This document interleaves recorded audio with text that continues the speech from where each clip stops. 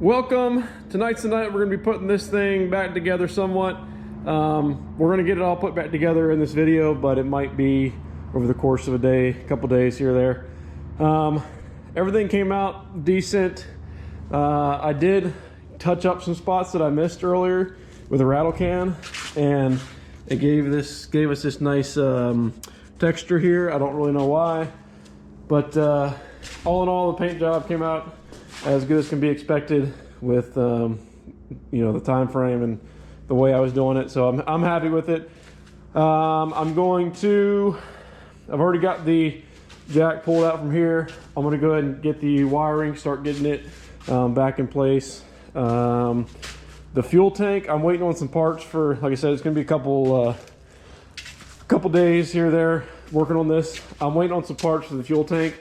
Hopefully I can get a new sending unit slash kit for that, so I get a new gasket in it, because that thing's leaking pretty good. But all in all, everything's good. I did paint the exhaust because I didn't feel like taping it up, and I felt that it would burn off if it wanted to, and if it doesn't, then it doesn't. So this doesn't really bother me any. It's going to be hidden for the most part anyway, because the bed is going back on it. So all in all, I want to change up the tip. The tip is a little too large. Might do something with that eventually, but it's not the priority right now. So let's get running some wiring, and we'll go from there. One little tidbit I'll add. I've already got the bushings put back in this, and one of my this infamous fab kit is great. I've used this countless times now. Love the kit. It's very self-explanatory, very simple to put together. My biggest gripe, but it's partly mine, is the bushings are so hard to get in place, and I didn't take the time to paint them before I put the bushings in, so therefore it was that much more difficult to knock them back out.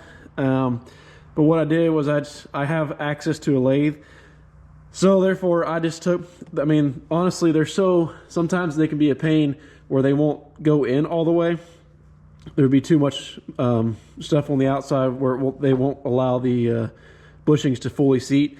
So what I did was I just put them on the lathe, and I just took, barely anything off of them, and they go right in. They still fit super snug and everything, but it just takes away some of the beating and banging that you got to do to get them in there sometimes. So, and I did use some silicone lube, and still they're sometimes a pain to get in, but nonetheless, we're like I said, get the wiring going, get the axle down, get it under there, start putting these things together, and we'll go from there.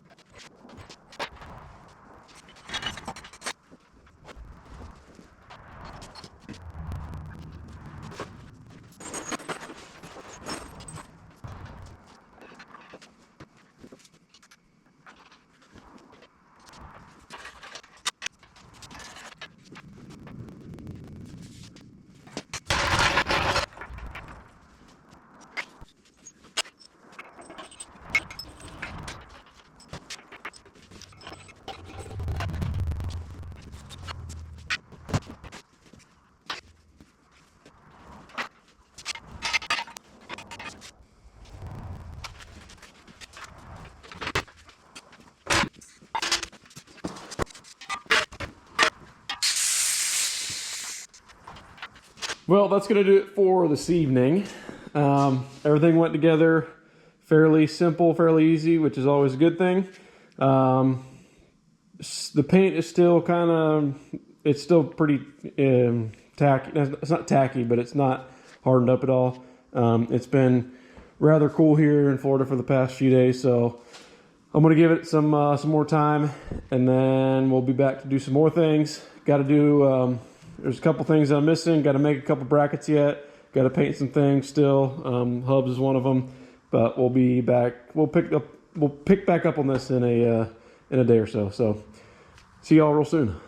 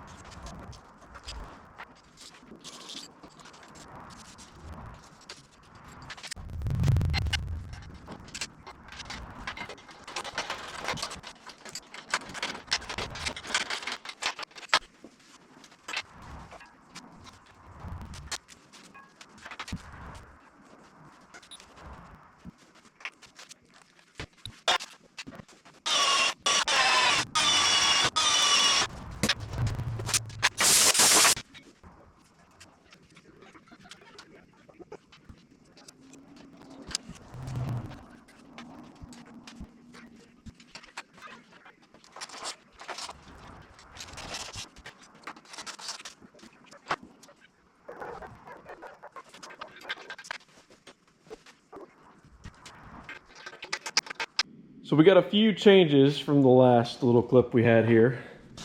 I went and picked up some used in good condition, I guess 4th gen stocks with 35 1250s. I didn't realize is that the hub on the back of the 2nd gen is not It's too deep, the wheel won't go on all the way, so I had to use some, I don't know if you can see that or not, but there's 2-inch spacer on the back. I only had 2 of them. I had 2 laying around from something else. So I ordered 2 more for the front. I've got the fuel tank in. So we're coming down the home stretch now. I've got wiring ran for the air compressor. Got to hook it up to the power up there. We'll go over the air suspension here in a second, but I've got plumbing ran here for the frame. My dump valve that I'm going to be using, I'm going to probably go through the floor so I don't have to go all the way to the front of the cab through the firewall and all that nonsense. Probably going to stick it right here on the floor, so that way that'll be our dump for our bags. Let's see.